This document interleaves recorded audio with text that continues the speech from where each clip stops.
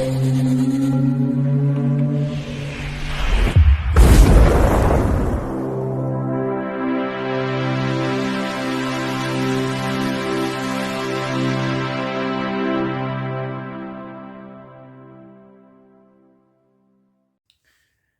Bayek, it's me, Ian. And in today's video, well, I'm continuing my look at classic Doctor Who, the golden age of Doctor Who, at the third and the fourth Doctors. And this is The Pirate Planet from 1978. This is a fourth Doctor story. It's the second story in the Key to Time series. Absolutely brilliant. Before this, we had the Rebos operation, and the next one will be the Stones of Blood. This was transmitted on the 30th of September to the 21st of October 1978. Now, the big headline here is it's written by Douglas Adams, who at this time was just starting to become very big with his Hitchhiker's Guide to the Galaxy. I mean, wow. So he's very busy. This has got a lot of good humor in it, which is very typical of Douglas Adams. And it's good. Doctor Who's lucky that we got this episode. It's fantastic. Maybe not everybody will agree, but I think it is. If you accept from exactly what it is, you can absolutely love this.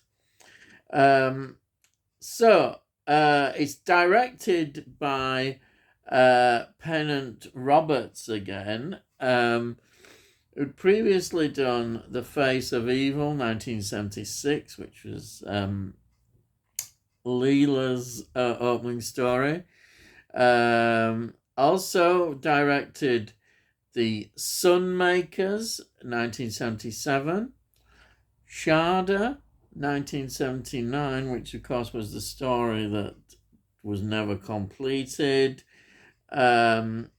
Warriors of the Deep, 1984. That's Fifth Doctor. And Time Lash, 1985. It's another Fifth Doctor story. Now, the script editors are Anthony Reed, and it's produced, of course, by Graham Williams. It must have been a joy for them, to get this script, to actually get this script from him. It really was. And I think, like a lot of things, there's a lot of ambition in this in terms of production. And Doctor Who are able to, on this limited budget, do a really good job, I think. I know other people say, oh, look at that, look at this. But I think they do a good job. And it looks good. I think it looks good. Yeah. Let's go through the cast. We've got Tom Baker playing the Fourth Doctor. We've got Mary Tam playing Romana. And we've got John Leeson, the voice of K9. So they're the ones that we've got this particular season. Now, in actors, we've got Bruce Purchase playing the pirate captain. What a great role that is. He must have loved this. Films that he was involved in: Mary Queen of Scots, 1971. Macbeth, 1971. That's Polanski's version. Lionheart, 1987. Another Life, 2001. Then we've got Andrew Robertson playing Mr. Fibuli. He was in Far From the Maddening Crowd, 1967, Julie Christie, Thomas Hardy novel-based film. And he was in Year of the Comet, 1992. Then we've got Rosalind Lloyd who plays nurse. She was in Wild Geese. Yeah, Wild Geese, 1978, Roger Moore film. And another really classic, Inseminoid, 1981, which could well have been on that Video Nasty list. Very interesting film. And the popular Who Dares Wins, 1982. It's about the SAS. Then we've got David Sibley, who plays Praxlis. That's it, I'll get that right. He was in Gandhi, 1982. He was in Willow, Willow, 1988. And Guest House Paradiso, 1999, which is a great comedy. Yes, very good comedy in that one. Rick Mail, fantastic. Then we got 45 Years, 2015, and Tuesday, 2023. So these are just the sort of main cast members in this. Now, the locations at Berkeley Nuclear Power Station are interesting because, as is described in the documentary, they had to do some explosions, and the explosion was a bit bigger than they thought. Yes. But then we had a nuclear power station. Again, I think they've used this before. It always looks good. It adds such a lot when you've got great location that you can use in the story.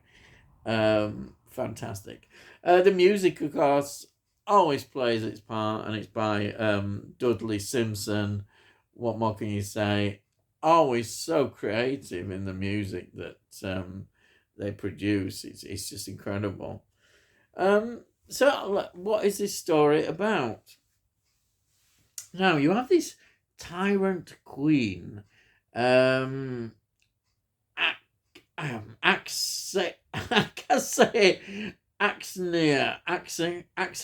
I'll call it Axion. And the captain, who used this hollow planet, Zanuck, as a spaceship. Yes, they're a spaceship. And this surrounds smaller planets, which is where we get the link with the Doctor and Romana, particularly one called Califrax, which is, of course, the second segment of the key to time, which they need. So they've got to get that. And what this effectively planet is doing is like a spaceship, is plundering other planets for all their wealth and that. That's what it does. It jumps around and leaves all destruction behind. Yes. So, of course, the Doctor, as usual, has to come and try and sort all this out. Can't keep doing this. And plus, he's got his mission, which the mission is part of the key to time. But you see, they need these resources, which they're plundering, to keep this awful queen, Axia, alive. And what you can say about this is that everybody is into it. Sometimes some of the acting may be a bit over the top of it in places, but I think it's good. It's good Doctor Who. This is the period maybe when actors got the job, get in there and get fully into it, with some great performances. Yeah. As I say, the special effects, I think, look pretty good in this. You really can't help but love this story.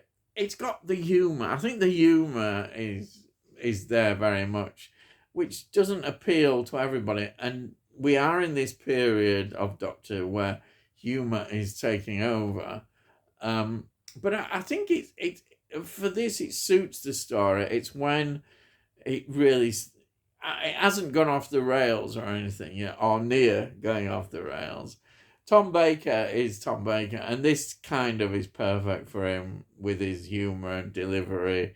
But I think Romana, Mary Tam, is excellent in this. Isn't she excellent? She's really good. And she just adds this knowledge, this presence in her performance. Because, of course, she's kind of equal to the Doctor. Yes, she's full of it. Yes. And that is really good. It works so well. You can't help but love this story. And I think the Doctor was so lucky to get Douglas Adams this story from him. It is wonderful. You just absolutely love it. It's different as well. It stands out, and it has all that humour that we've kind of expected from Hitchhiker's Guide to the Galaxy. So I really like it a lot. And I think generally people do. And why shouldn't they? Yeah, if you're a Doctor Who fan, we do like the humour, but we don't want too much. But when you've got a writer like Douglas Adams, then wow. Yeah. And Tom Baker is in his element, as I always say.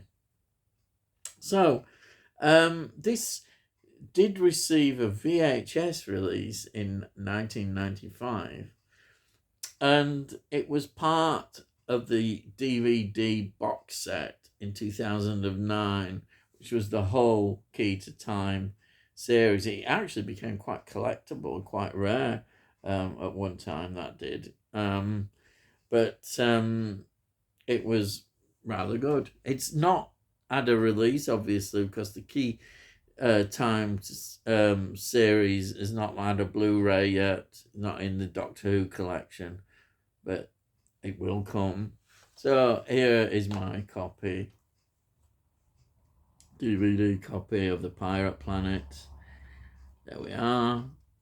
There's the back. So the documentary is excellent. And inside, that's nice. Look at that. Excellent. And then, as usual, we'll get this wonderful little leaflet which gives you a bit more information about the story. Always good to see that. You can't help but love it. Yeah. So, hope you enjoyed my review.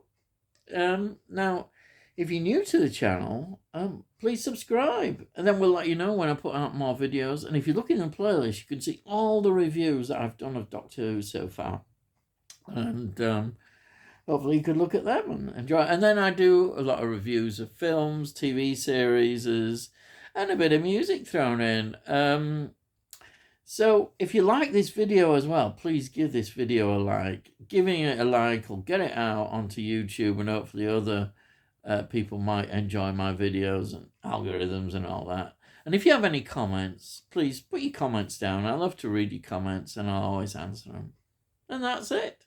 So all I've got to say is, I'll see thee again.